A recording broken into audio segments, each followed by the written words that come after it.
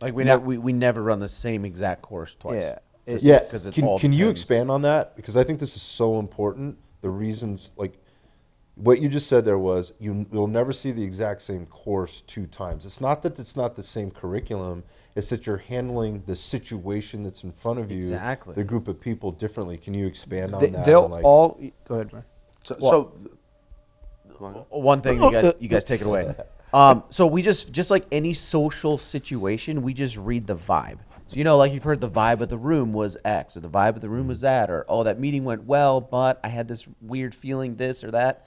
That's kind of similar to. I mean, it's a social event first and foremost. You're getting a bunch of people together to talk and do things. So we just read the class in terms of skill level, proficiency level, and where we think we can get them to without anyone violating any safety issues. so that's a great. Sorry, go ahead. no, Gary. you're good. So a few things are, for me, are predicated to how far we can get in the course. So yes, we have a baseline on what we're going to teach. We're going to teach Handgun Fundamental 1.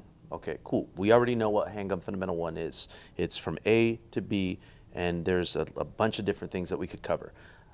Handgun Fundamental 1 can last hours upon hours, or it could just be a short period of time depending on a few factors. One is the bandwidth of the student.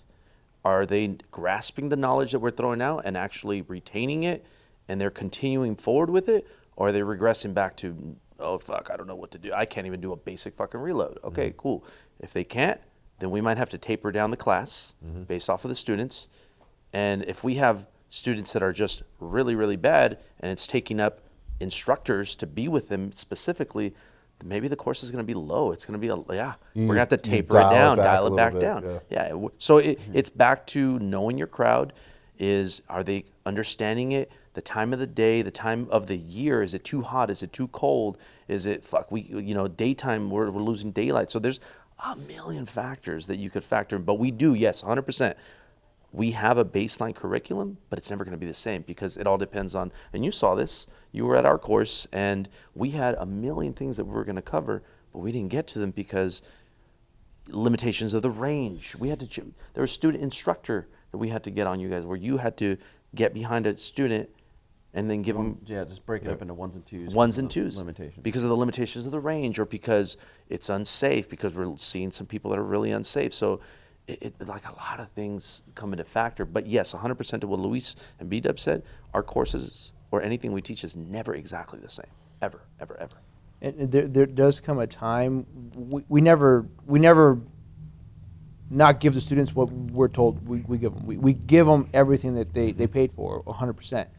And sometimes there's a time where we have to move on to a more experienced part, and some students might have to leave. Yeah, I think that's an important thing for we students to we understand. we are 100% cool with having that conversation with them. Yeah.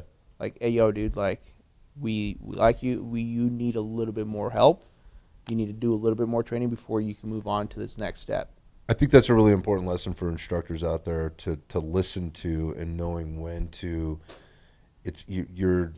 When you're providing a service like this and you're trying to provide value, sometimes that value is having that really uncomfortable conversation. I mean, some people might refer to it as like a courageous conversation that you got to go and you got to tell somebody, hey, you're not up to speed here, and that's okay.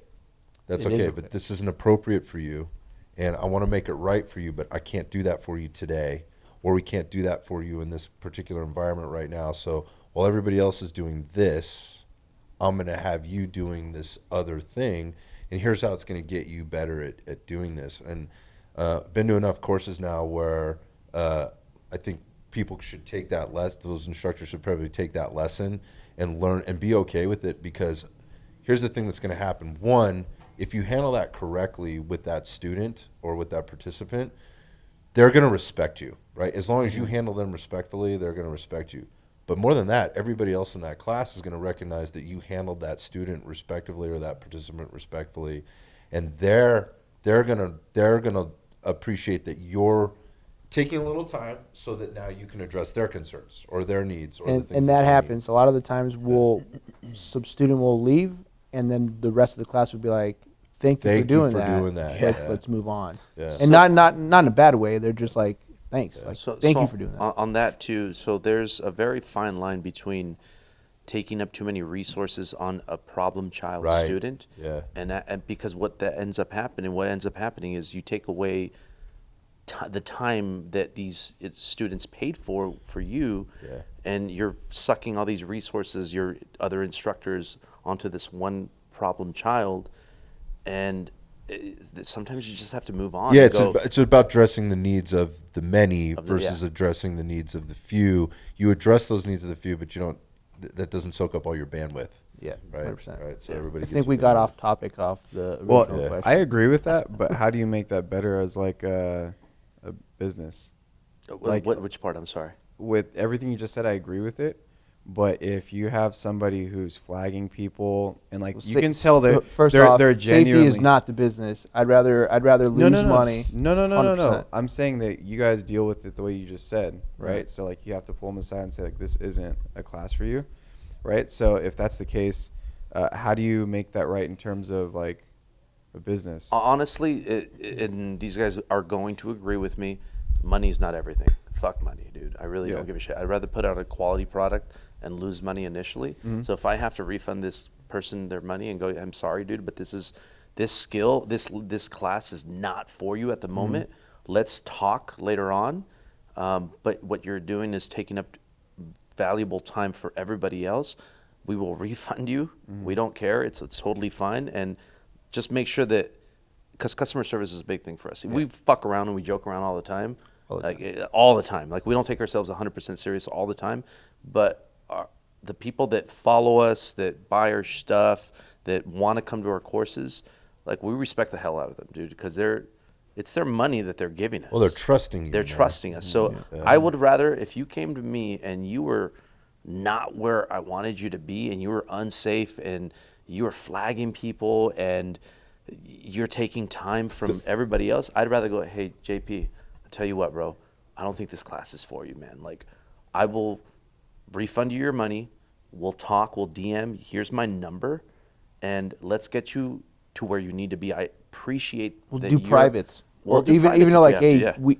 we'll give them an option. Like, I mean, if you're talking about business, like this Yeah, is that's strategies. what I'm Like, saying, yeah. hey, I can either refund you or I can take my personal time, not refund you for the rest of the class, but I will do a private with you, Right. one full day of private just with you, and not refund you this class. We want to do good by the end user at the end of the day. and we want them to come back. Yeah. Of- But and- if you're not there, you're not there, and it has to be like a two-sided coin. Like both of us have to agree. And that, most 1000%. conversations Yeah. that we've had with those students, they know it was coming. So And- Well, they it's not a- recognize again. Yeah, they know they suck. You know, like right. for lack of a Unfortunately. better I suck. term, I like I suck. suck at this. Like I'm I not suck, good. Like so. I'm way out of my depth here. Yep. And You the- know, and- whatever. and what They we're don't need to talking be about- Told that. And sometimes it's like it's a sign of relief for them. Yeah, like God. Thank Oh God. shit, good. Yeah. Thank I don't Yeah. have to fucking try to kill myself anymore. Yeah. But Yeah, and this is obviously a very rare scenario that we have to do this because, again, back to the business aspect of it, we do our due diligence of trying to mitigate that. Right. So we put out a really good course description so people can read it and be like, oh shit, I've The never vetting done process that. as well. Right. I've never even came close to doing that. I don't know how to do this or that. So how am I going to do this? Yeah. That's on the individual to say, okay, maybe this course isn't for me. That 100% agree with you, man. Like there's got to be accountability on both sides, right? Consumers need to vet their instructors and need to vet the classes or the courses 100%. they're going to be taking. And I believe the to the best of the ability, given whatever the circumstances for the instructors, they need to be doing the same thing. I Exactly. think there is a way to do that efficiently and effectively, no matter what the situation. But again, you're going to always, whenever you're training groups, there's going to be, your top 5%. Then there's going to be that, 20% that's trying to move into that top 5%. And then there's the other 75% of the people. Yeah. Right? So let And, me like, touch where do they on fall something into, on where do that. they fall into line? Right. So there's this fine line. So I've gone to courses. These guys have gone to courses, and some of these instructors, they'll dedicate a lot of the time. This is even more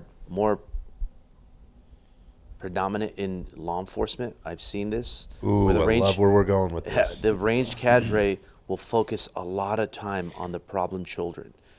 And what ends up happening is the ones that are mediocre or decent don't end up learning anything at all, because a lot They're of just it, getting by. they're just getting by, and they're like, well, I want to learn, but you're focusing all your energy on these problem childs because you have to qualify gotta pass them. You got to pass them. You got to qualify them. And then the ones that are really good don't even get anything. They look at the target and they go, hey, good job. And they just walk away. I'm like, I want criticism. I want you to critique me. I want you to tell me what I'm doing good, what I'm doing bad, what I'm like, where can I improve? And you get nothing because they're focusing on that problem child or those problem children, and it becomes like it's fucking rabbit hole. Look, It's really bad. I love where you're going with that. I actually think this is like a whole like podcast topic with regard to, you know, what happens in law enforcement with training and what the public perception is about what law enforcement knows or what they don't know. You're right. That's ours. This is a whole other subject matter that